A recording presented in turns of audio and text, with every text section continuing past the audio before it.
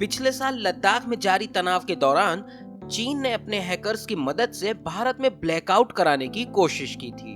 अमेरिकी मीडिया संस्थान New York times ने एक स्टडी के हवाले से ये दावा किया है, चीनी हैकर्स की फौज ने अक्टूबर में मात्र 5 दिनों के अंदर ही भारत के पावर ग्रिड, आईटी कंपनियों और बैंकिंग सेक्टर्स पर 40,500 बार साइबर अटैक किया था। इस स्टडी में यह कहा गया है कि जून में गलवान झड़प के 4 महीने बाद 12 अक्टूबर को मुंबई में हुए ब्लैकआउट में भी चीन का ही हाथ था। दरअसल ये भारत के पावर ग्रिड के खिलाफ एक व्यापक चीनी साइबर अभियान के हिस्से के रूप में चलाए जा रहे कैंपेन का परिणाम था। चीन ये दिखाने की कोशिश में था कि अगर सीमा पर उसके खिलाफ कार्रवाई की गई तो वो भारत के अलग अलग पावर ग्रिड पर मेलवेयर अटैक कर उन्हें बंद कर देगा। इस स्टडी में ये भी बताया गया था कि उन दिनों चीनी मेलवेयर भारत में बिजली की सप्लाई को नियंत्रित करने वाली प्रणालियों में घुस चुके थे। इनमें high voltage transmission sub station और थर्मल पावर प्लांट भी शामिल हैं।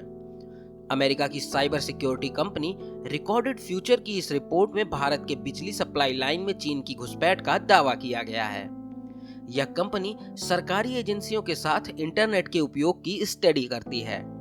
कंपनी को बताया गया है कि अधिकतर चीनी मेलवेयर कभी भी एक्टिवेट ही नहीं किए गए थे। हालांकि रिकॉर्डेड फ्यूचर भारत के पावर सिस्टम के अंदर नहीं पहुंच सकता था, इसलिए इसकी जांच नहीं की जा सकती।